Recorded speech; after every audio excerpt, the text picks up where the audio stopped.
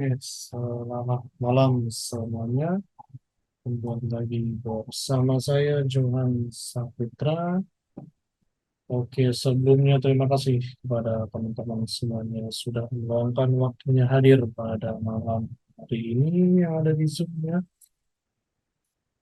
Sini ada Bapak Arif Fadila, Pak Billy, dan Ibu Didah. Ya, selamat malam semuanya. Terima kasih dan buat teman-teman yang ada di Facebook ya. Selamat malam semuanya teman-teman yang ada di Facebook juga. Oke, pada malam hari ini kita membahas ya tentang cara trading atau strategi trading saat tahun baru. Ya.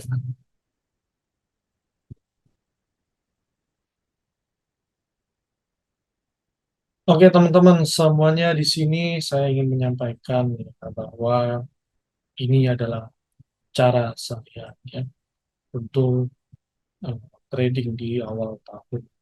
Ya.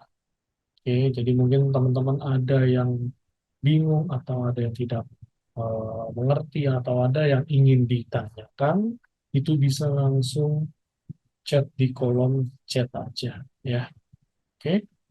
Nah, di mana kalau memang nanti saya sedang menjelaskan, teman-teman nggak perlu menunggu sampai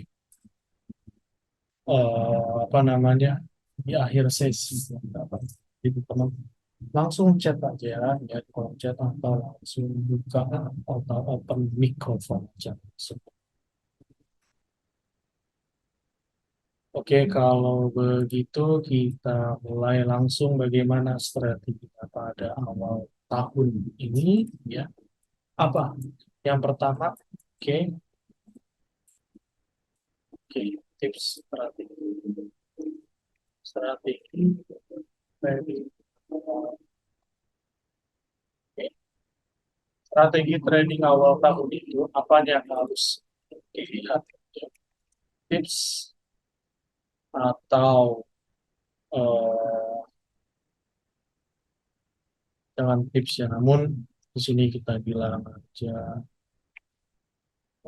dua hal, dua cari hal terpenting atau isu yang sedang hangat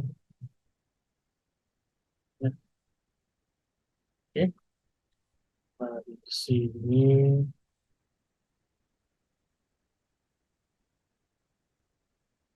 oke, faktor-faktor ya, faktor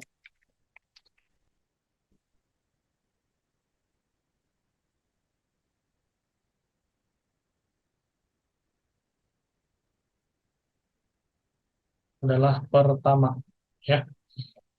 Oke, strategi trading awal tahun adalah kita pertama itu faktor-faktornya apa aja ya. Strategi awal tahun itu oke, pertama kita lihat faktor yang pertamanya itu adalah hal terpenting atau isu yang sedang hangat ya.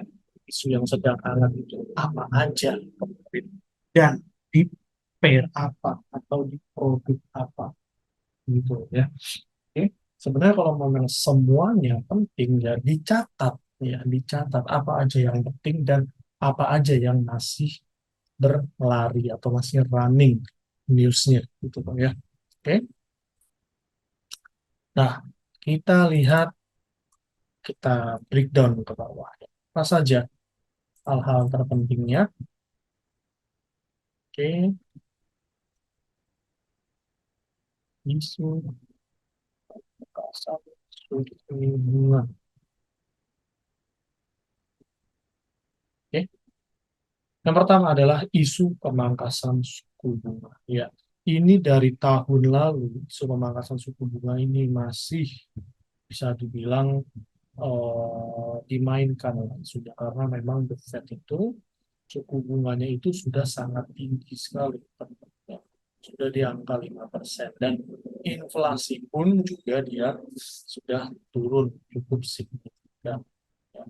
Di mana pemangkasan suku bunga ini pasti ada apa namanya poin-poin tertentu ya, apa aja yang menjadi atau poin-poin yang akan dilakukan oleh The Fed, ya. Kenapa mereka harus mengambil tindakan memangkas suku bunga mereka? Ya, pertama ya karena memang inflasi sudah turun dengan sendirinya. Apa perlu harus menaikkan suku bunga lagi? Itu yang paling penting. Ya, oke.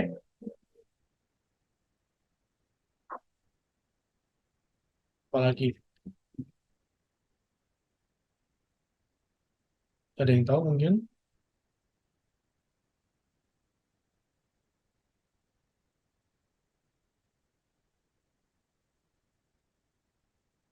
Oke. Kedua, ya, kedua adalah perang di jalur Gaza. Ya, perang di jalur Gaza ini juga masih menjadi eh, sumber trending topik ya sampai awal tahun ini, walaupun memang tidak segencar seperti beberapa bulan lalu ya. Beberapa bulan lalu kan sampai ada Sandra yang dibebaskan, sampai ada Sandra bahkan sampai ngebom sendiri ya. Nah, sebenarnya untuk perang di jalur Gaza ini sekarang sudah cooling down ya.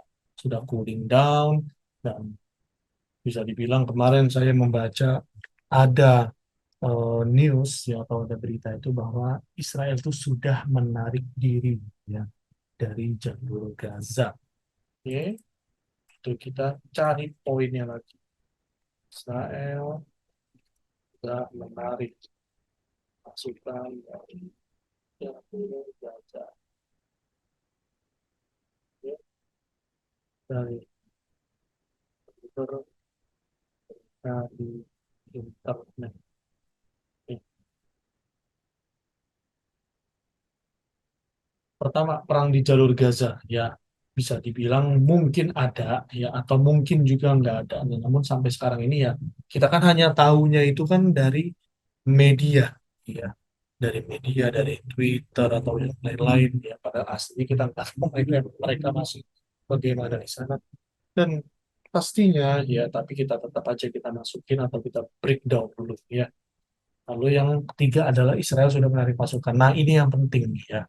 Nah, perang dan sudah ditarik, berarti ini sedang cooling down. Perang kemarin ya lagi rame-ramenya dan sekarang sudah menarik pasukan ya.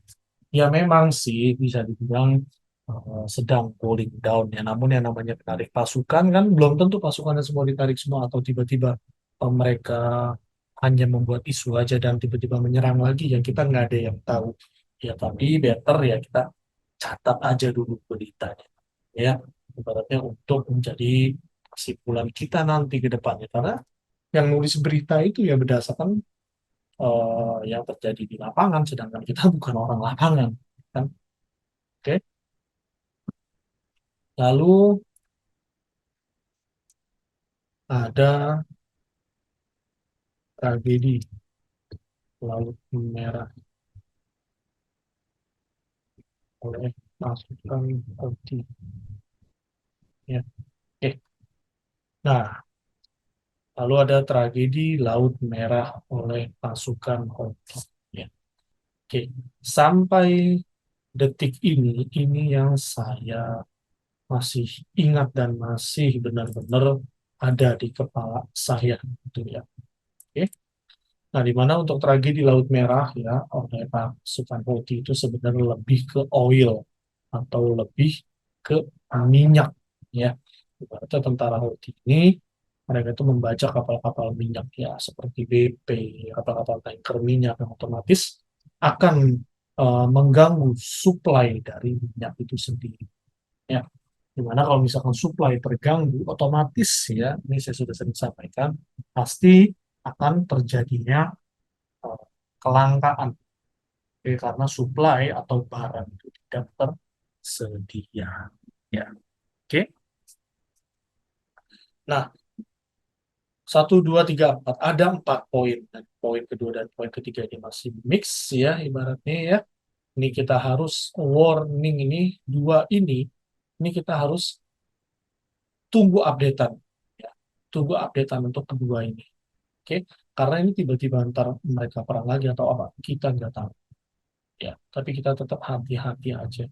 Dan takutnya ada berita dadakan atau perang dadakan atau yang lain-lain, kita nggak tahu juga.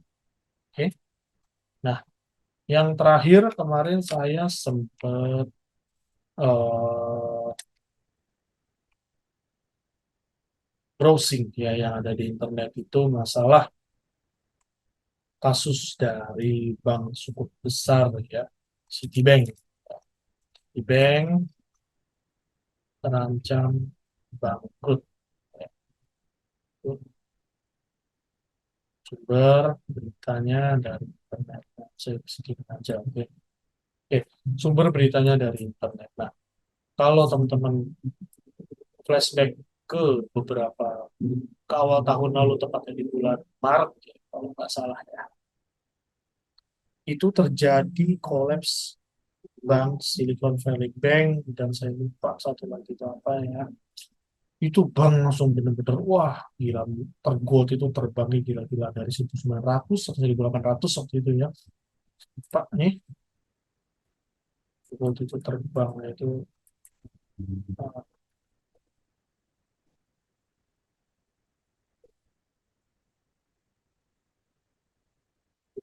dia terbangnya itu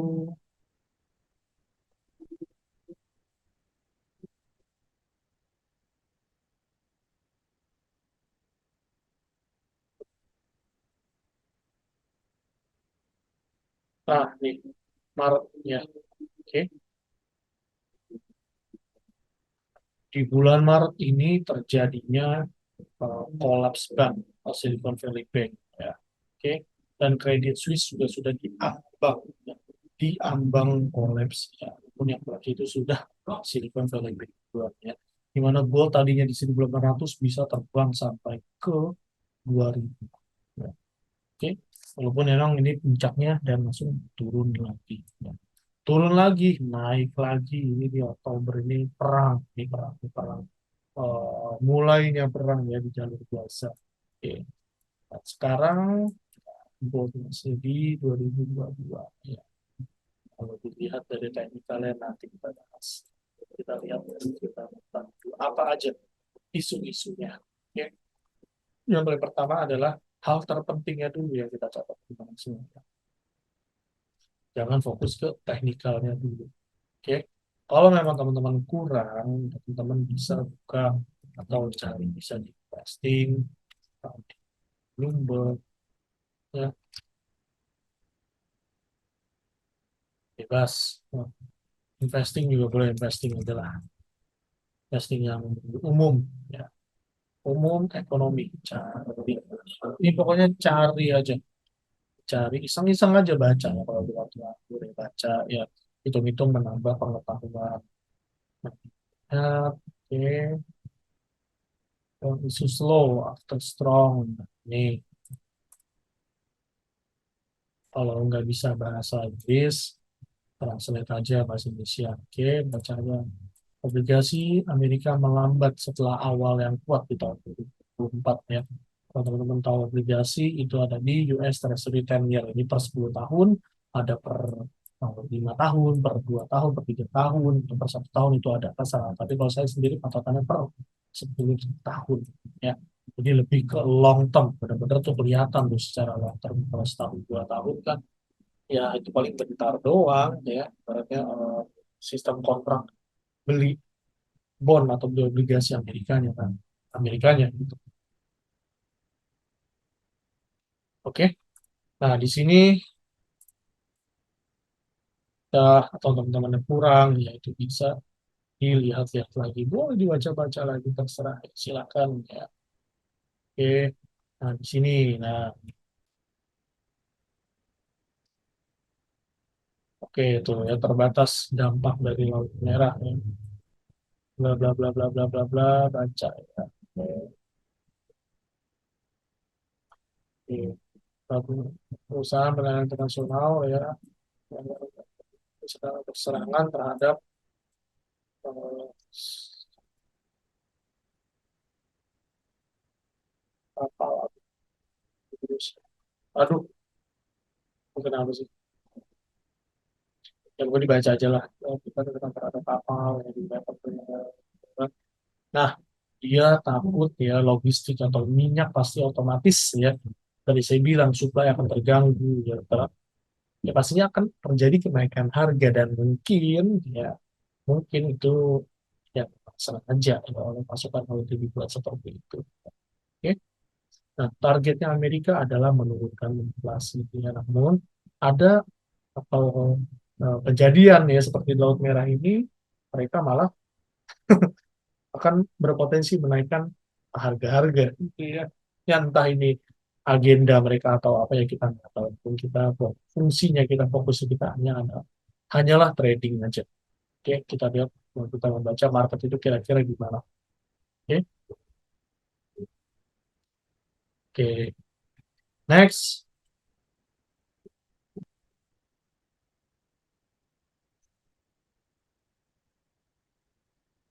persiapan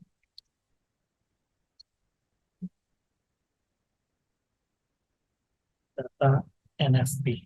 Oke, strategi awal tahun pastinya di awal tahun ada NFP ya.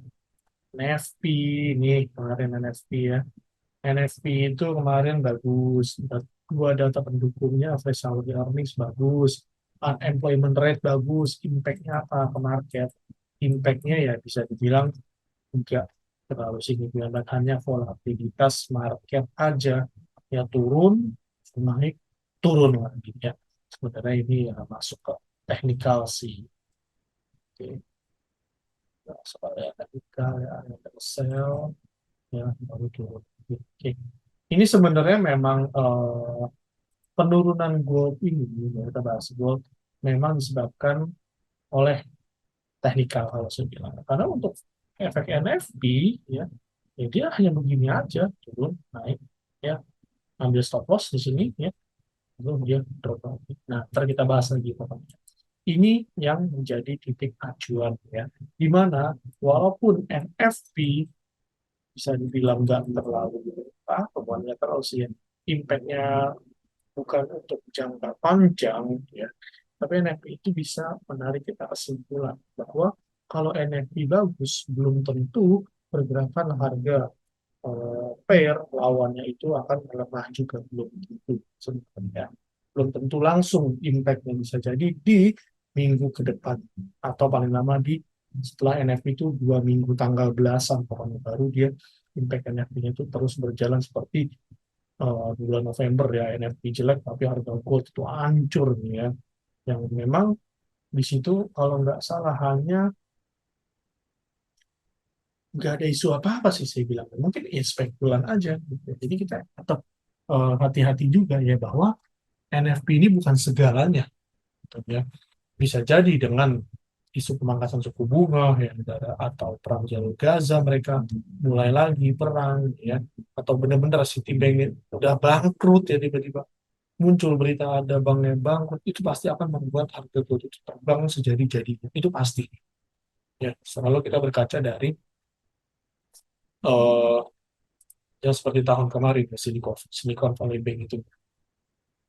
Oke, lalu apa lagi?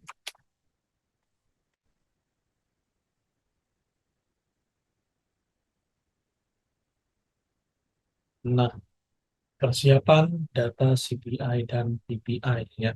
Di mana data CPI dan PPI ini juga data yang bisa dibilang cukup penting ya untuk The Fed memutuskan apakah suku bunga ditahan, dinaikkan atau dipangkas ya. Akhir ini biasa NFP, setelah NFP ya. Terus CPI itu ya bisa dibilang ya tetap aja ya nggak naik ya, bahkan di sini untuk PPI yang produsen pasti indeks perubahan harga barang dan jasa yang yang langsung dari produsen ya. Oke, bahkan dari November ini udah minus ya, ibaratnya udah, ini udah turun bahan baku lah pastinya. Oke, bahan-bahan dari produsennya gitu. Oke, jasa atau barang jadi ya yang dijual produsen, dan ternyata ya harganya udah turun, udah naik gitu. Oke, dan bisa kemungkinan besar untuk PPI dan CPI ini ya bisa menjadi titik balik dari kenaikan harga gold lagi. Oke, karena isu masalah pemangkasan suku bunga ini sudah mencapai tahap 60 kurang lebih ya, plus minus plus minus 65%. Jadi probabilitasnya sudah di 65%. Sebenarnya kemarin itu sudah di 76% ya.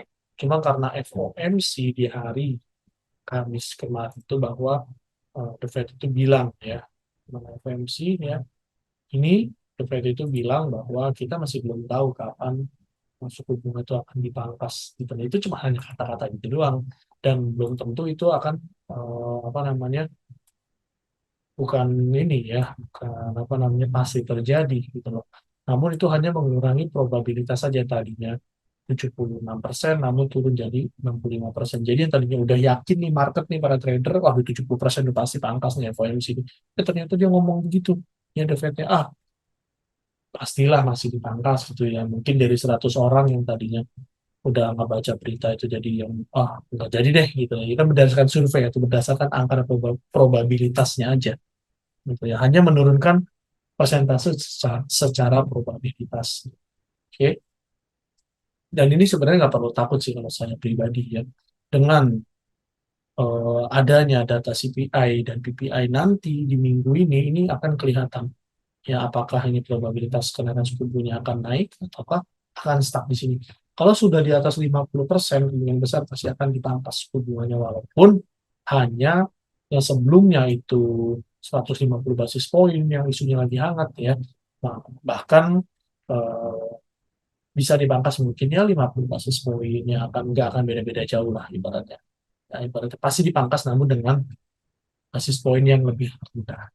Oke. Nah ini, kita harus lihat dulu strategi awal tahun itu kayak trading. Lihat dulu fundamental, ya. Baru ya dari ke eh, back to technical analysis. Itu adalah baru kembali ke analisis teknikal. Oke, kira-kira sampai sini ada yang mau ditanyakan, teman-teman?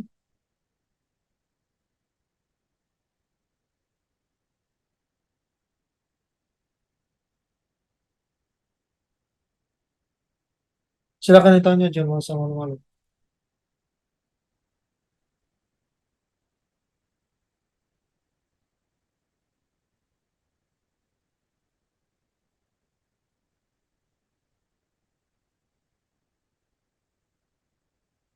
Nggak ada? Saya mau lihat di Facebook. Gimana di Facebook? Nah, belum ada yang tanyakan juga ya. Oke, kalau begitu kita back to technical analysis ya, pastinya yang di hot ini ya di gold ya. Oke, gold. Nah, ini udah pernah sangat TP1 ya misalnya di sini. Oke, ini kita hapus dulu aja.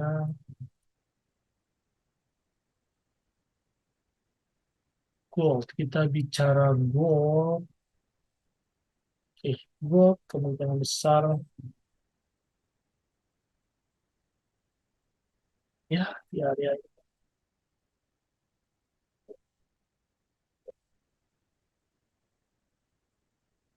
Oke, di area kurang lebih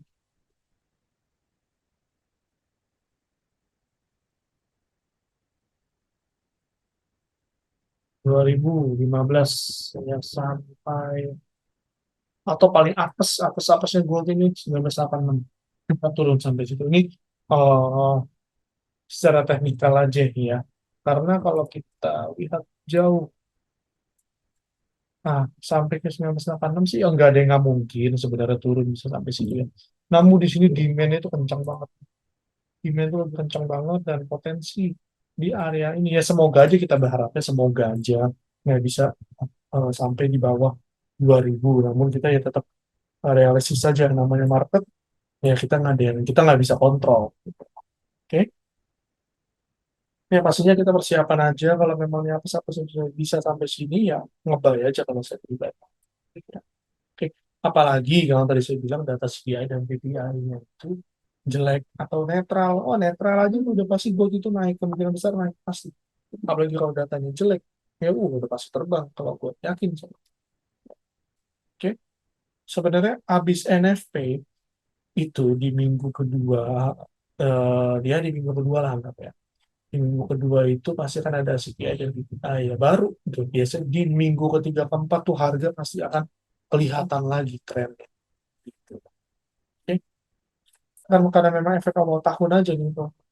Tahun ya dia naik baru dia turun lagi bermanipulasi baru turun lagi sebenarnya ini eh, bukan impact NFP namun memang aksi profit taking aja market ketakutan nih berarti orang udah pada profit kembali dari bawah lalu udahlah cukuplah profitnya lah pusing gitu kan udah nikmatin profit ya tahun baruan ya mereka udah nggak trading lagi ya harga aksesnya turun ibaratnya demandnya itu lagi kurang sekarang gue gitu demand lagi kurang dan apa namanya masih galau gitu apakah suku bunga akan dipangkas eh, di bulan Maret secara besar ataukah masih belum nih gitu jadi sebenarnya marketnya masih bingung ya apalagi terutama gold goldnya masih bingung banget arah ya,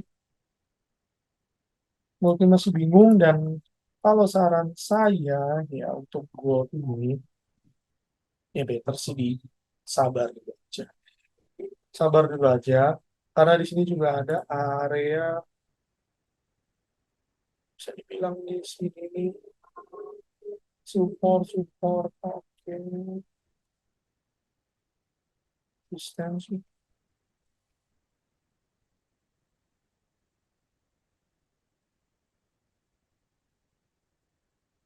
oke di sini ada resisten itu berdiri di support retrace break di support di resisten break retrace di naik ya tinggal kita tunggu aja nih kurang lebih sampai mana kemungkinan besar sih ya di area ini yang tadi saya bilang ya oke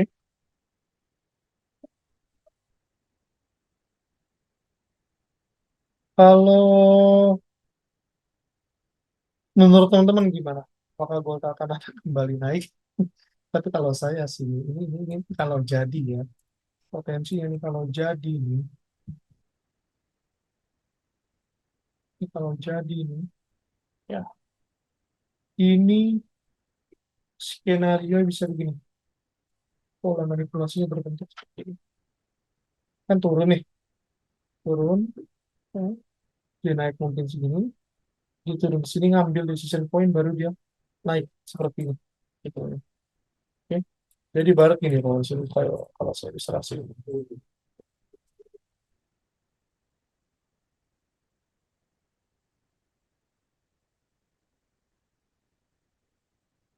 Nah, seperti itu. Nah, kurang lebih seperti ini loh, kalau saya ilustrasi ini ya. Oke, ini low, ya, low, ini low, mungkin dia koreksi naik dikit, ya, set. Diturun, ambil decision point, ya, ngambil power dulu, udah harga murah, wah, buyer udah mikir, waduh, wah, harga kok udah murah, di bawah 2000 buy lagi, buy baru bisa jadi naik. Oke, kita tinggal tunggu aja, pola ini jadi apa enggak. Kalau ini pola ini jadi, enak. Kemungkinan besar gold bisa sampai sini. Oke, jadi tinggal menunggu waktu aja sih. Nah, Anda bisa sampai situ. Oke, tidak jadi sampai situ. Atau enggak ya di sini lah. Bisa, bisa di antara dua ini aja. Oke, oke. Kira-kira ada yang mau ditanyakan lagi? Ya, sebenarnya strategi trading awal tahun itu ya kita harus lihat dari fundamental dan sisanya back to technical masing-masing. Ya, tergantung teman-teman mau pakai ilmu teknikal apa, ya bebas.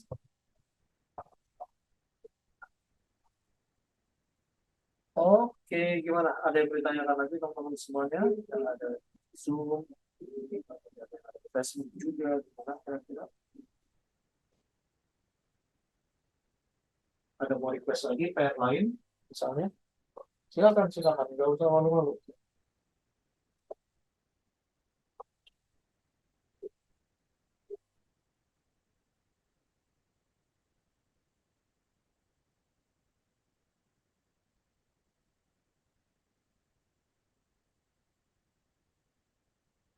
Ada lagi?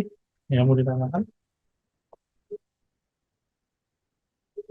Oke, oke. Kalau begitu, teman-teman semuanya, kalau memang tidak ada yang ditanyakan, ya dikasih juga ya. Oke, kalau gitu saya kira cukup untuk materi pada ini ya. Karena ya nggak akan susah-susah lah kalau gitu ya, tapi kita tahu banget apa yang sedang terjadi sekarang untuk kita prediksi apa yang akan terjadi di masa depan. Ya, sebenarnya trading itu simpel seperti itu aja, sudah. Oke, kalau gitu teman-teman semuanya, jika tidak ditanyakan lagi, kita akan bertemu di besok hari dengan tema berbeda.